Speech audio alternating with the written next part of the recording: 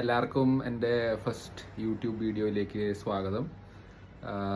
നമ്മൾ ഇന്ന് ഡിസ്കസ് ചെയ്യാൻ പോകുന്ന topic how to invest smartly in FD.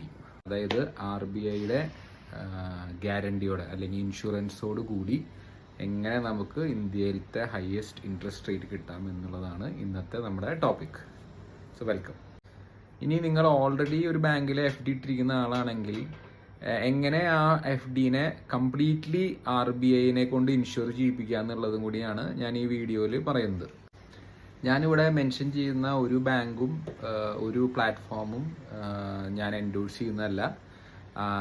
പൈസയുടെ കാര്യമായതുകൊണ്ട് നിങ്ങളുടെ റിസർച്ച് ചെയ്തതിന് ശേഷം മാത്രം ഇൻവെസ്റ്റ് ചെയ്യുക. അപ്പോൾ ആദ്യം നമുക്ക് ഇന്ത്യയിൽ ഇന്ന് അവൈലബിൾ ആയിട്ടുള്ള കൊമേഴ്ഷ്യൽ ബാങ്കുകളുടെ ഒരു ആവറേജ് FD റേറ്റ് നോക്കാം. ഇപ്പോൾ ഫെഡറൽ ബാങ്കിലെ ഹയസ്റ്റ് ഇൻട്രസ്റ്റ് റേറ്റ് വരുന്നത് 7.9% ആണ്. നമ്മളൊരു പബ്ലിക് സെക്ടർ ബാങ്ക് നോക്കുകയാണെങ്കിൽ SBI ആണ് നമ്മുടെ ഒരു ബെഞ്ച് മാർക്ക്. SBI തരുന്ന ഇൻട്രസ്റ്റ് റേറ്റ് എന്ന് പറഞ്ഞാൽ 7.5% ആണ്. ഇനി നമുക്ക് കുറച്ച് സ്മോൾ ഫിനാൻസ് ബാങ്ക്സിൻ്റെ നോക്കാം. സ്മോൾ ഫിനാൻസ് ബാങ്ക്സിൽ ഒരു north east small finance bank അവരാണ് ഇന്ന് ഇന്ത്യയിലെ ഏറ്റവും ഹയസ്റ്റ് ഇൻട്രസ്റ്റ് റേറ്റ് കൊടുക്കുന്നത്. അപ്പോൾ അവരുടെ ഇൻട്രസ്റ്റ് റേറ്റ് എന്ന് പറയുന്നത് 9.5% ആണ്. നമുക്ക് പിന്നെ ഈ സ്മോൾ ഫിനാൻസ് ബാങ്കിൽ ഏറ്റവും പരിചയമായിട്ടുള്ള ഒരാൾക്കാരെന്ന് പറയുന്നത് ഇസാഫ് ആണ്. നമ്മുടെ കേരളയിലൊക്കെ ഭയങ്കര ഫേമസ് ആണ് ഇസാഫ്. ഇസാഫ് തരുന്ന ഹയസ്റ്റ് ഇൻട്രസ്റ്റ് റേറ്റ് എന്ന് പറയുന്നത് 8.75% ആണ്. അപ്പോൾ നമ്മൾ ഈ സ്മോൾ ഫിനാൻസ് ബാങ്കുകളും കൊമേഴ്ഷ്യൽ ബാങ്കുകളും തമ്മിലുള്ള ഇൻട്രസ്റ്റ് റേറ്റ് നോക്കുകയാണെങ്കിൽ ഓൾമോസ്റ്റ് ഒരു 1.7% ഡിഫറൻസ് ഉണ്ട്. അപ്പോൾ നമ്മളൊരു 20 lakhs FD ഇടുന്ന ഒരാളാണെങ്കിൽ ആ difference will come to almost ഒരു 34,000 rupees പെർ ഇയർ. ഈ ബാങ്ക് പൊട്ടുമോ അതോ നമ്മുടെ ഈ പൈസ സേഫ് ആണോ എന്നൊക്കെയുള്ള കൺസേൺ കൊണ്ടാണ് മിക്ക ആൾക്കാരും ഇത്രയും ഇൻട്രസ്റ്റ് റേറ്റ് കിട്ടുന്നുണ്ടെങ്കിലും ഈ സ്മോൾ ഫിനാൻസ് ബാങ്കുകളിലേക്ക് പോവാത്തത്. പക്ഷേ നമുക്ക് ആർക്കും അറിയാത്തൊരു കാര്യം എന്ന് വെച്ച് കഴിഞ്ഞാൽ ഈ സ്മോൾ ഫിനാൻസ് ബാങ്കുകളെല്ലാം RBI ഇൻഷുർഡ് ആണ്. അതായത് RBIയുടെ ഒരു ഹോളി ഓൺഡ് സബ്സിഡറി ഉണ്ട്. അതിൻ്റെ പേരാണ് deposit insurance and credit guarantee corporation, DICGC. ഇത് RBIയുടെ ഫുള്ളി ഓൺഡ് സബ്സിഡറി ആണ്. ഇവരെല്ലാ കോഓപ്പറേറ്റീവ് ബാങ്കുകളും 5 ലക്ഷം എന്ന് പറഞ്ഞാൽ മുതലും പലിശയും ഉൾപ്പെടെ ഇൻഷുർഡ് ആണ്. അപ്പോൾ ബാങ്ക് ഏതെങ്കിലും അവസരത്തിൽ പൊട്ടുകയാണെങ്കിൽ നമുക്ക് ഈ പൈസ DICGC തരും. അപ്പോൾ ഈ DICGCനെ പറ്റിയിട്ടുള്ള നമ്മുടെ എല്ലാ ക്വസ്റ്റ്യൻസും RBIയുടെ വെബ്സൈറ്റിൽ തന്നെ അവർ ആൻസർ ചെയ്തിട്ടുണ്ട്. എന്നാലും ഞാൻ കുറച്ച് ഇമ്പോർട്ടൻറ്റ് ക്വസ്റ്റ്യൻസ് കൂടെ വായിക്കാം. അതിനുള്ള അവരുടെ ആൻസറും ഞാൻ കുറച്ച് എക്സ്പ്ലെയിൻ ചെയ്ത് തരാം. അതുകൊണ്ട് നിങ്ങൾക്കൊരു ക്ലാരിറ്റി ആവാൻ വേണ്ടിയിട്ട്. അപ്പോൾ ആദ്യത്തെ ക്വസ്റ്റ്യൻ എന്താ അവർ പറഞ്ഞതെന്ന് വെച്ച് കഴിഞ്ഞാൽ which banks are insured by DICGC. അപ്പോൾ അവർ പറയുന്നത് എല്ലാ കൊമേഴ്ഷ്യൽ ബാങ്കും DICGC ഇൻഷുർഡ് ആണ്. അതായത് ഇന്ത്യയിൽ ബ്രാഞ്ചുള്ള ഫോറിൻ ബാങ്കുകൾ വരെ അവരുടെ ഇന്ത്യൻ ബ്രാഞ്ചസ് ഇൻഷുർഡ് ആണ്. പിന്നെ കോഓപ്പറേറ്റീവ് ബാങ്കുകൾ അറ്റ് പ്രസന്റ് എല്ലാ കോഓപ്പറേറ്റീവ് ബാങ്കുകളും DICGC ഇൻഷുർഡ് ആണ്. അവരാകെ പറയുന്നത് പ്രൈമറി കോഓപ്പറേറ്റീവ് സൊസൈറ്റീസ് ഇൻഷുർഡ് അല്ല. നമ്മുടെ നാട്ടിലൊക്കെ കാണുന്ന കോഓപ്പറേറ്റീവ് സൊസൈറ്റികൾ പൈസ വാങ്ങിയിട്ടുണ്ടെങ്കിൽ ആ പൈസ RBI ഇൻഷുർഡ് അല്ല. ഇനി അവർ രണ്ടാമത്തെ ചോദ്യം ആൾക്കാർ ചോദിക്കുന്നത് വെച്ച് കഴിഞ്ഞാൽ പ്രിൻസിപ്പിൾ മാത്രമാണോ ഇൻഷുർഡ് അത് ഇൻട്രസ്റ്റും ഇൻഷുർഡ് ആണോ എന്ന്. അപ്പോൾ പ്രിൻസിപ്പിളും ഇൻട്രസ്റ്റും ചേർത്ത് 5 ലക്ഷം രൂപയാണ് RBIയുടെ ഇൻഷുറൻസ് ഉള്ളത്. നമുക്കിപ്പോൾ ഒരു 5 ലക്ഷത്തിന് മുകളിൽ ഇൻവെസ്റ്റ് ചെയ്യണമെങ്കിൽ അതിനെങ്ങനെ ഇൻഷുറൻസ് കിട്ടാന്നുള്ളതും ഇവർ പറയുന്നുണ്ട്. അതായത് നമ്മൾ ഒരേ ബാങ്കിൽ തന്നെ മൾട്ടിപ്പിൾ ഓണർഷിപ്പിൽ നമ്മൾ അക്കൗണ്ട് സ്റ്റാർട്ട് ചെയ്യുകയാണെങ്കിൽ എല്ലാ അക്കൗണ്ടുകളിലുള്ള 5 ലക്ഷം രൂപയും ഇൻഷുർഡ് ആണ്. അപ്പോൾ അതിനുള്ള അവർ എക്സാമ്പിൾസ് കൊടുത്തിട്ടുണ്ട്. നമ്മളിപ്പോൾ ഒരാളെടുക്കുക. ഇപ്പോൾ ഞാൻ കിഷ്കിന്ത കാന്തത്തിലത്തെ മറ്റേ വിജയരാഘവൻ്റെ പേരുള്ള ഒരാളെടുക്കണേ അപ്പൂപ്പിള്ള. അപ്പൂപ്പിള്ളയ്ക്ക് ഇപ്പോൾ നമ്മൾ പറയുകയാണ് സൗത്ത് ഇന്ത്യൻ ബാങ്കിൽ ഒരു സേവിങ്സ് അക്കൗണ്ട് ഉണ്ട്, കറണ്ട് അക്കൗണ്ട് ഉണ്ട്, FD ഉണ്ട്. സേവിങ്സിൽ ഒരു 4 ലക്ഷം രൂപ കൊടുക്കുന്നുണ്ട്, കറണ്ടിൽ ഒരു 20,000 രൂപ കൊടുക്കുന്നുണ്ട്, FDയിൽ 20,000 കൊടുക്കുന്നുണ്ട്. അപ്പോൾ എല്ലാം കൂടി കൂട്ടുമ്പോൾ ഒരു 5,20,000 രൂപ വരുന്നത് വിചാരിക്കുക. 5 ലക്ഷം ചില്ലറ, 5,20,000. അപ്പോൾ ആ കേസിൽ മൊത്തം എല്ലാം കൂടി 5 ലക്ഷം രൂപ. അപ്പോൾ ബാങ്ക് അങ്ങനെ പൊട്ടുകയാണെങ്കിൽ അതിൽ 20,000 രൂപ മാത്രം പുള്ളിക്ക് പോവും, 5 ലക്ഷം രൂപ പുള്ളിക്ക് കിട്ടും. അതാണ് ഫസ്റ്റ് എക്സാമ്പിൾ. രണ്ടാമത്തേന്ന് വെച്ച് കഴിഞ്ഞാൽ ഫണ്ട്സ് ഒരേ ബാങ്കിൽ തന്നെ പക്ഷെ ഡിഫറെന്റ് ഓണർഷിപ്പ്. ഇപ്പോൾ അപ്പുപിള്ള ആസ് എൻ ഇൻഡിവിജ്വൽ ഒരു അക്കൗണ്ട് ഉണ്ട്, അതിൽ 5 ലക്ഷം രൂപ എടുക്കുന്നുണ്ട്. പിന്നെ Appupillai as partner of ABC and company, അതിൽ ഒരു 5 ലക്ഷം രൂപ എടുക്കുന്നുണ്ട്. Appupillai as guardian of master Ajith, പുള്ളിയുടെ മോൻ അജിത്താന്ന് വിചാരിക്കുക, പുള്ളിയുടെ ഇതാണ് മൈനർ അക്കൗണ്ട് ആണ്, അതിന്റെ ഗാർഡിയനായിട്ട് അപ്പുപിള്ളേന് 5 ലക്ഷം രൂപ. പിന്നെ അപ്പുപിള്ള ആസ് ഡയറക്ടർ ഓഫ് ഒരു കമ്പനി, അതിൽ 5 ലക്ഷം രൂപ. പിന്നെ അപ്പുപിള്ളയും ഭാര്യയും കൂടിയിട്ട് ഒരു ജോയിന്റ് അക്കൗണ്ട് 5 ലക്ഷം രൂപ. അപ്പൊ 5 ടൈപ്പ് ഓണർഷിപ്പാണ് ആ ബാങ്കിലുള്ളത്. അത് 5 ഡിഫറെന്റ് അക്കൗണ്ട്, 5 ടൈപ്പ് ഓണർഷിപ്പ്. അങ്ങനെ ഒരു കേസിൽ വരുമ്പോൾ 5 അക്കൗണ്ടും 5 ലക്ഷം രൂപ വെച്ച് ഇൻഷുർഡ് ആണ്. അപ്പൊ പുള്ളിയുടെ മൊത്തം 25 lakhs RBI ഇൻഷുർഡ് ആണ്. ഇനി മൂന്നാമത്തെ എക്സാമ്പിള്, മൾട്ടിപ്പിൾ അക്കൗണ്ട് ഹോൾഡിംഗ്. അങ്ങനെ ഒരു പരിപാടി ഉണ്ട്, ഇവര് പറഞ്ഞിട്ടുണ്ട്. ഇപ്പൊ നമ്മള് പറയുകയാണ്, നമ്മുടെ ഫാമിലിയിൽ 4 പേരുണ്ട്, അതായത് അപ്പൻ, അമ്മ, മോനും മോളും.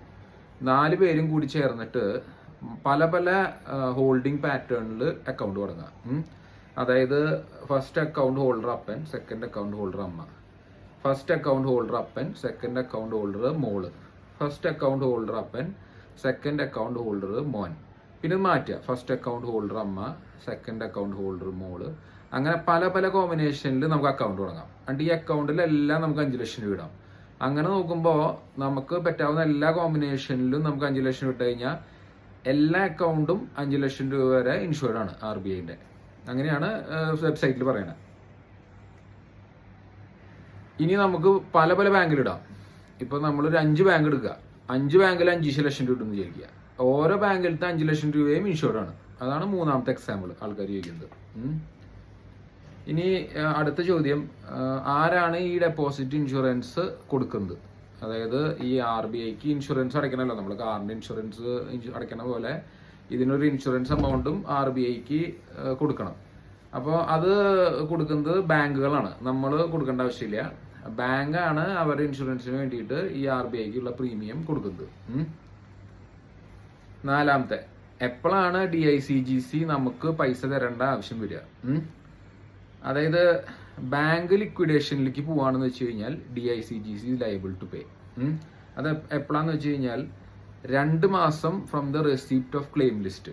അതായത് ബാങ്ക് പൊട്ടാണ്, ഇത്രയധികം ആൾക്കാർക്ക് ഇവിടെ അക്കൗണ്ട് ഉണ്ട്, ഇവരെല്ലാം ഇൻഷുർഡ് ആണ്, ഇതാണ് ഇതിന്റെ ക്ലെയിം ലിസ്റ്റ് എന്ന് പറഞ്ഞിട്ട് ബാങ്ക് ഒരു ലിസ്റ്റ് DICGCക്ക് കൊടുത്തതിന് ശേഷം 2 മാസത്തിനുള്ളിൽ പൈസ ബാങ്കിന് DICGC കൊടുക്കും, ബാങ്ക് നിങ്ങളുടെ അക്കൗണ്ടിലേക്ക് ട്രാൻസ്ഫർ ചെയ്യണം. RBI ഇതുകൊണ്ട് തന്നെ നമുക്കിത് വിശ്വസിക്കാം. അതുമാത്രമല്ല, നമ്മൾ ഇവരുടെ വെബ്സൈറ്റിലേക്ക് കയറുമ്പോൾ തന്നെ ഇവരൊരു പ്രസ് റിലീസ് കാണിക്കുന്നുണ്ട്. അതായത് ഒരു ബാങ്കിൽ ഇങ്ങനെ ഇറഗുലാരിറ്റീസ് വന്നു, അതിൻ്റെ ആൾക്കാരെ പോലീസ് അറസ്റ്റ് ചെയ്തു, അവർക്ക് ഫിനാൻഷ്യലി കുറച്ച് പ്രോബ്ലം ഉണ്ട്, അപ്പോൾ അവർ ഈ ക്ലെയിം ലിസ്റ്റ് DICGCക്ക് സബ്മിറ്റ് ചെയ്തു.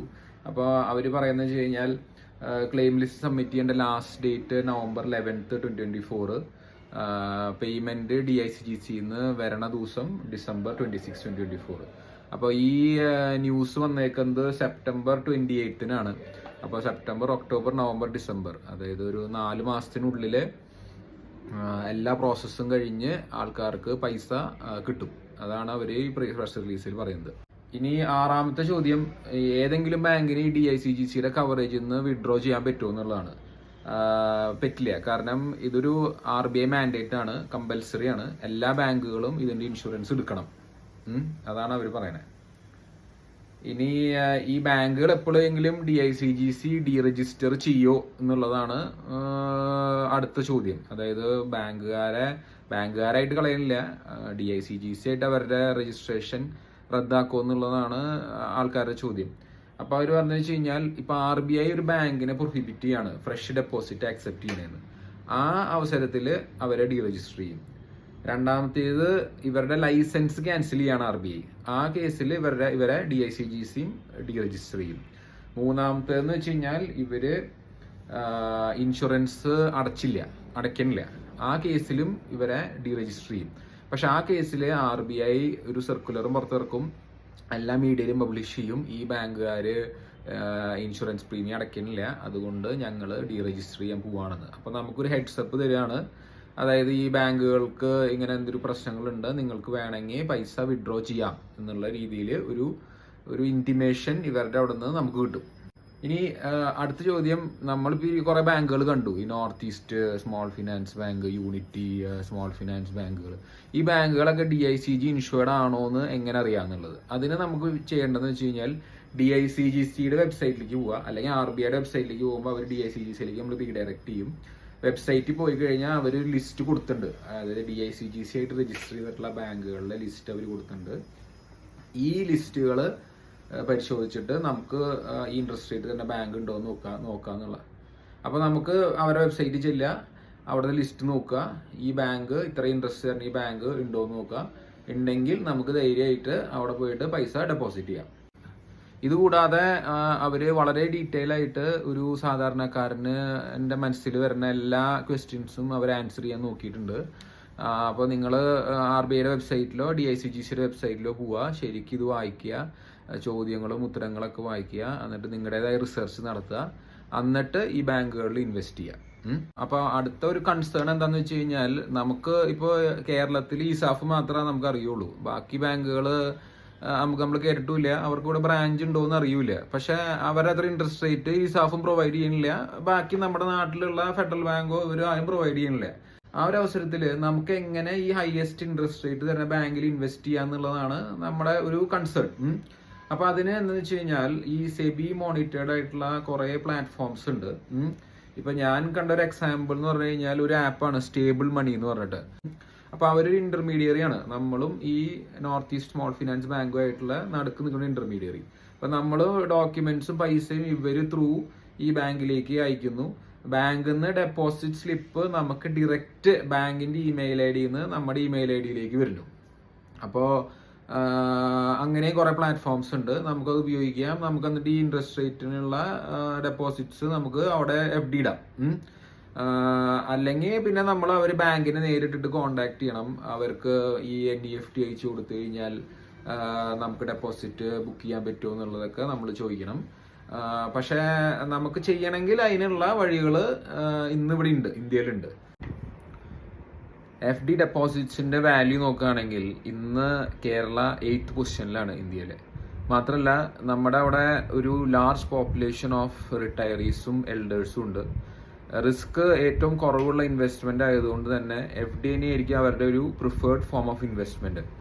അങ്ങനെ നോക്കുമ്പോൾ FD എന്ന് വരുന്ന എല്ലാ റവന്യൂയും അല്ലെങ്കിൽ ഇൻട്രസ്റ്റും കൂടുതലും ആൾക്കാർ നമ്മുടെ നാട്ടിൽ തന്നെയാണ് സ്പെൻഡ് ചെയ്യുക. അപ്പോൾ അങ്ങനെ നാടിന് ഉപകാരമുള്ള ഒരു ടോപ്പിക് ആയതുകൊണ്ട്, അധികം ഞാൻ ചോദിച്ചപ്പോൾ ആൾക്കാർക്ക് അറിയാത്തൊരു ടോപ്പിക് ആയതുകൊണ്ടാണ് ഞാൻ ഈ വീഡിയോ ചെയ്തത്. നിങ്ങൾക്കെല്ലാം ഇത് യൂസ്ഫുൾ ആയി എന്ന് വിചാരിക്കുന്നു. Thank you for watching and have A great day.